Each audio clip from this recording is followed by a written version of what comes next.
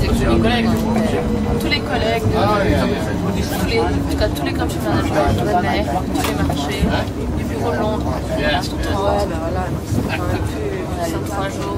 To come up, how many of you, I just want to get to know my audience a little bit better, how many of you knew or think you know what Enterprise 2.0 was before you came to this conference?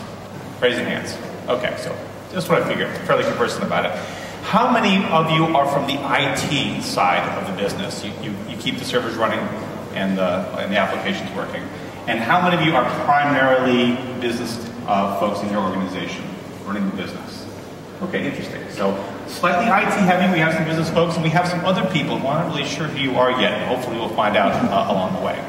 So this session right here is enabling the 21st century organization with Enterprise 2.0, which we have reason to believe, and I'm going to kind of give you a panoramic perspective on this. All the big ideas and the trends and the things we're seeing out there, I'm going to give you a front row seat to that, at least I'm going to try today, so you know what's happening out there. You're going to have your finger on the pulse of what's going on out there.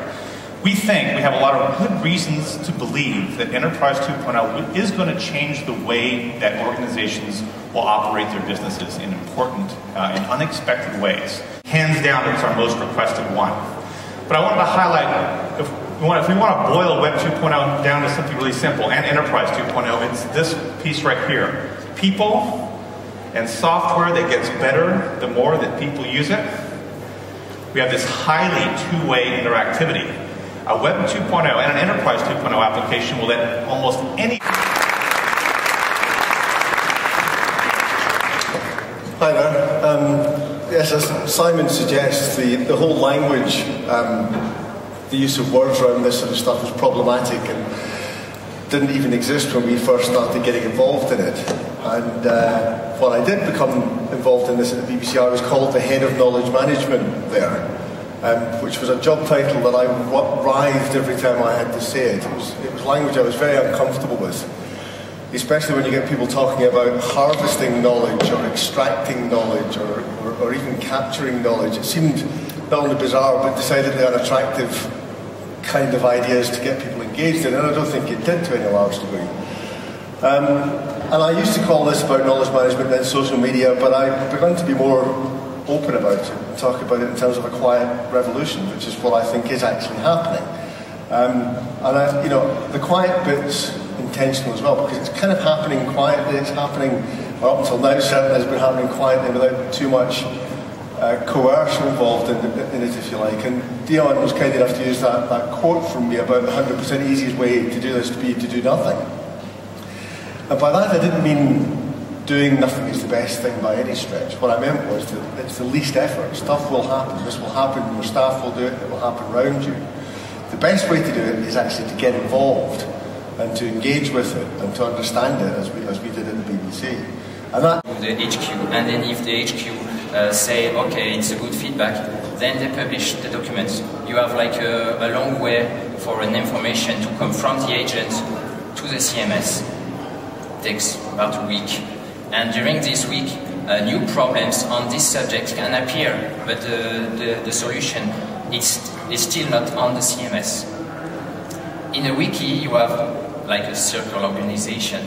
Everybody can publish. Of course, it's a matter of trust, but we are all part of the same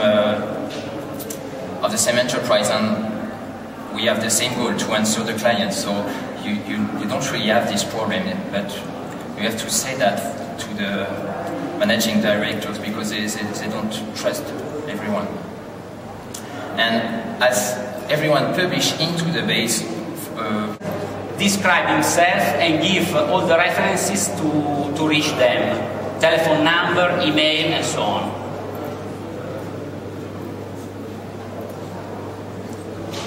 Film with Tom Cruise in it to something which is common, such as a film with Tom Cruise in it.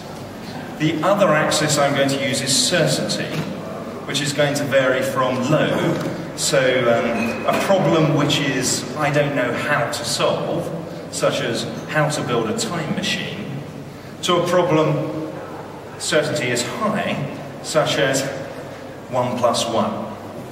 And onto this I'm going to add an S-curve. Now, I'm going to add some data points, and I'm going to start with something which in the 1980s, it feels like the 1890s, but 1980s was relatively, well, extremely rare and very novel.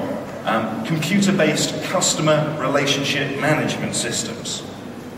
So they were down here. In fact, they were so new, we hadn't even called them customer relationship management systems at all. But they started to appear around here, and then about the mid-80s, several more companies were actually building them. So they were called database marketing back then. Then you started to get CRM products appearing, early 90s. And then we started to see, early part of this century, utility-like CRM services. So it's become much more ubiquitous and common, and much more defined. I mean, you can get books on the subject now. Now, in the early stages, it was pretty much new and unknown. It's what we call an innovation. And it's transformed to something which is much more common, much more well-defined, what we would call a commodity. So from innovation to commodity, from hot to not.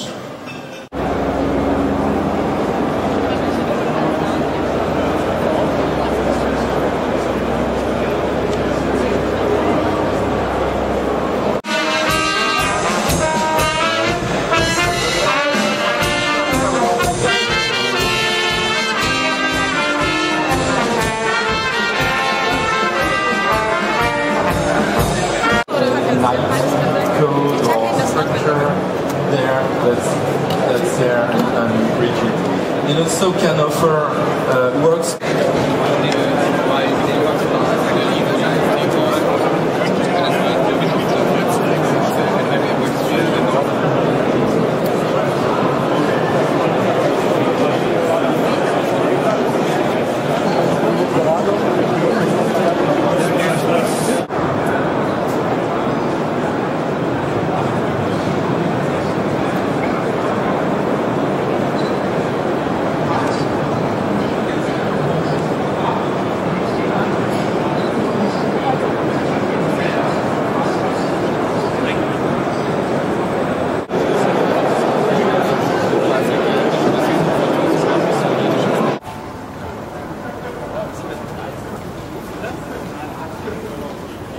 Schon wieder 2.